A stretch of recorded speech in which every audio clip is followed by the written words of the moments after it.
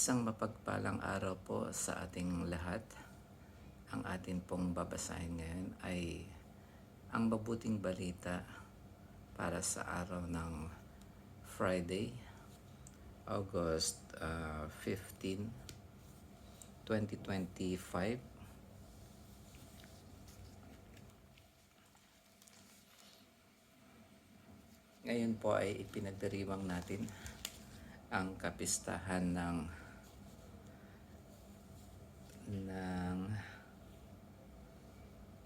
pag-akyat sa langit ng ating mahal na Birheng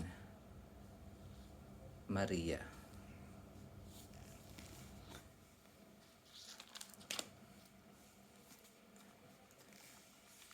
Ang mabuting balita ng ating Panginoon ayon kay San Lucas chapter 1 verse 39 hanggang 56. Papuri sa iyo, Panginoon.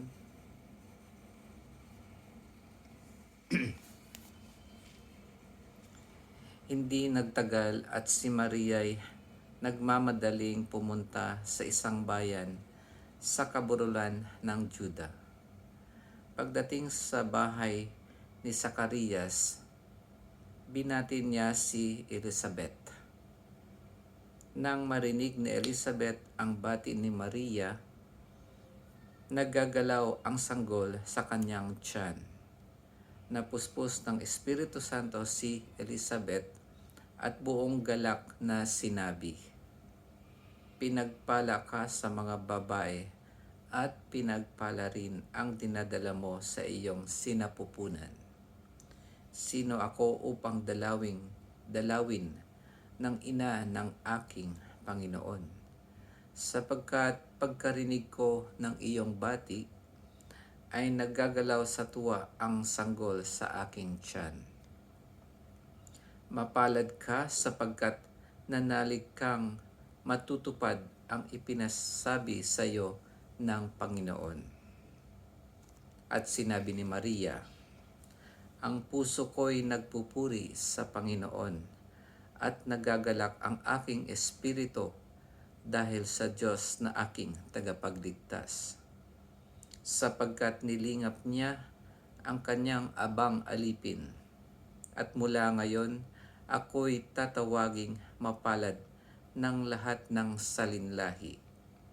Dahil sa mga dakilang bagay na ginawa sa akin ng makapangyarihan, banal ang kanyang pangalan.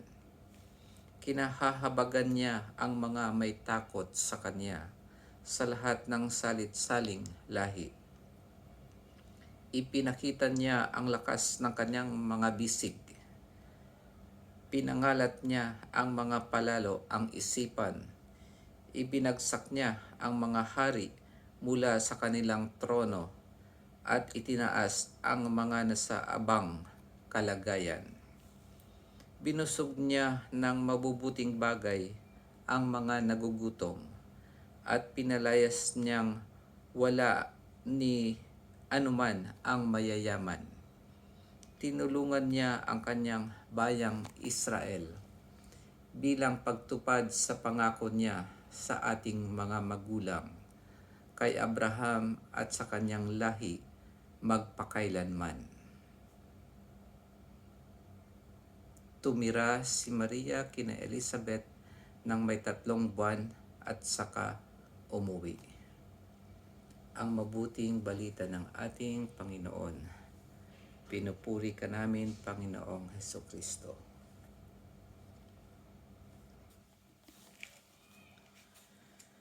Ayun ang ating mabuting balita sa araw na ito. At ang magandang matutunan natin sa mabuting balitang ito ay napakaraming pwedeng matutunan dito sa binasa natin ngayon. At kung maaari ay paulit-ulit natin itong basahin. Ito po ay sa Luke or Lucas chapter 1 verse 39 hanggang 56. Kung mapapansin natin ang ating Hail Mary na dasal ay dito rin yun nanggaling. Yung Hail Mary, full of grace, the Lord is with thee. Blessed are you among women, and blessed is the fruit of your womb, Jesus. Yung Aba, Ginao Maria, napupuno ka ng grasya, ang Panginoong Diyos ay sumasayo. Bukod kang pinagpala sa babaeng lahat, at pinagpala naman ang iyong anak na si Jesus. At dito, malalaman natin na ang mahal na Birheng Maria ay ina ng ating Panginoong Jesus, at ang Panginoong Jesus ay tunay na tao at tunay na Diyos. Kaya ang tawag natin sa ating mahal na Birheng Maria ay ina ng Diyos. Kasi siya ang ina ni Jesus kung na ating Panginoon at Diyos. Dito, pagka nung marinig ni Elizabeth ang pagbati ni Maria, nasa sinapupunan ni Elizabeth ang sanggol na si Saint John the Baptist. Yan yung pinsan ni Jesus. Kaya makikita natin na may binigay na grasya kaagad ang ating Diyos kay San Juan Bautista na makakilala ng ating Panginoon, kasi siya, ang mission ni San Juan Bautista ay magbigay daan para kay Kristo at ipakilala sa buong mundo na siya ang tagapagligtas sa ating mga kasalanan. Ano pa ba yung pwede nating matutunan dito?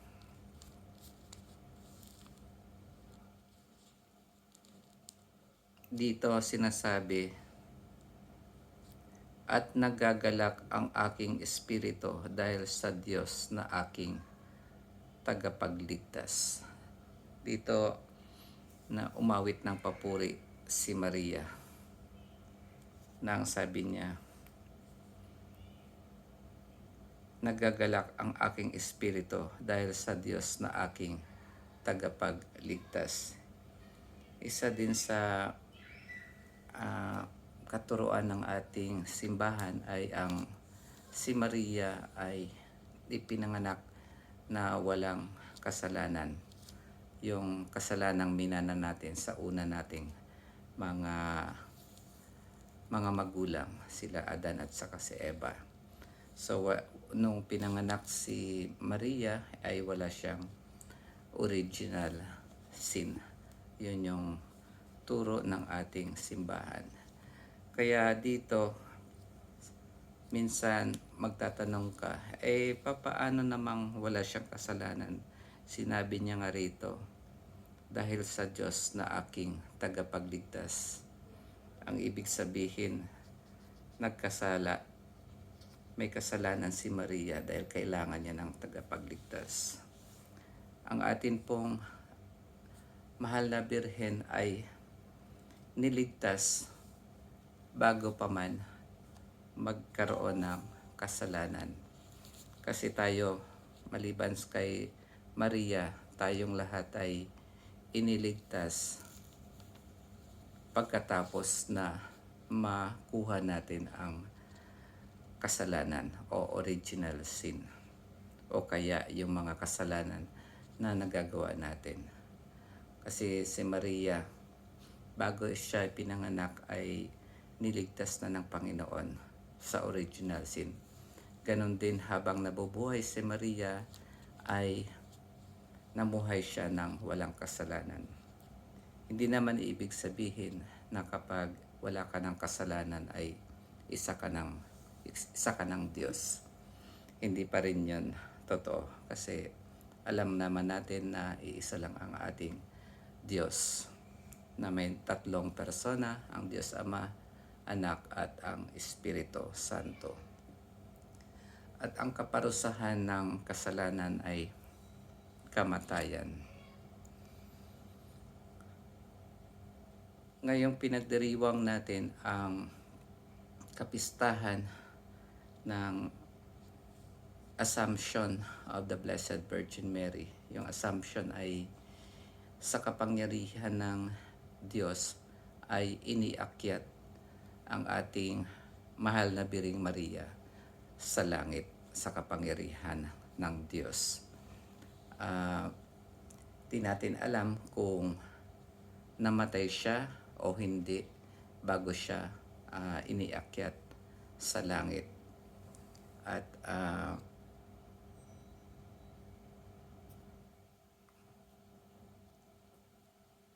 At kung iisipin natin sino ba ang mga tao na iniakyat sa langit na nabanggit sa ating lumang tipan. Ang naaalala natin ay si Enoch.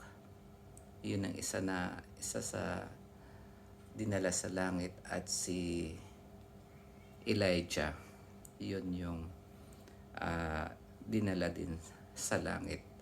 So itong mga taong ito ay mga makadiyos at tapat sa pananampalataya sa ating Panginoon at sa Diyos. Si Moses naman, namatay siya at inilibing sa isang bundok, pero hindi nila alam kung saan ang lugar na yun hanggang sa ngayon. At meron din dito sa bagong tipan na sinasabi na parang si Saint Michael ay nakikipag-argue sa Satanas tungkol sa katawan ni Moses. Hindi natin alam kung nakikipag-argue siya na huwag dalhin ang katawan ni Moses sa langit, o kaya kung na huwag ilipat, o kung saan lokasyon idadalhin si Moses. So yun hindi natin mapapatunayan. Pero yung nabanggit dito sa lumang tipan, si Enoch tsaka si Elijah ay dinala sa langit. At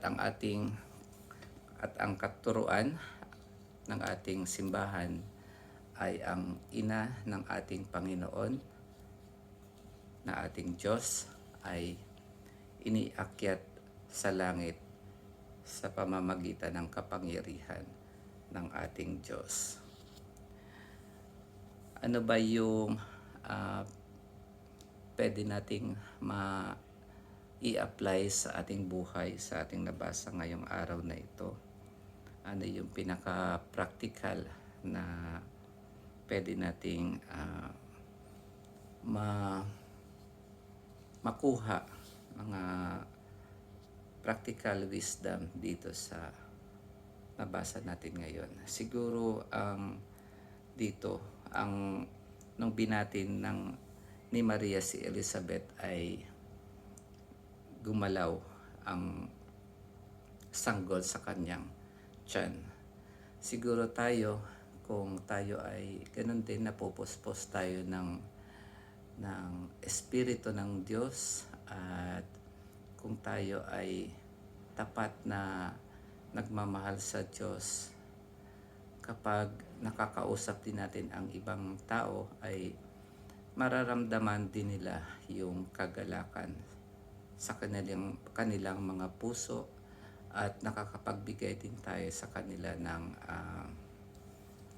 kasiyahan at kapayapaan, dahil dinadala natin ang ating Panginoon sa pamamagitan natin at ng ating buhay na puno ng pananampalataya. Yun lamang po mga kapatid, at pagpalain po tayong lagi ng ating Panginoon. Amen.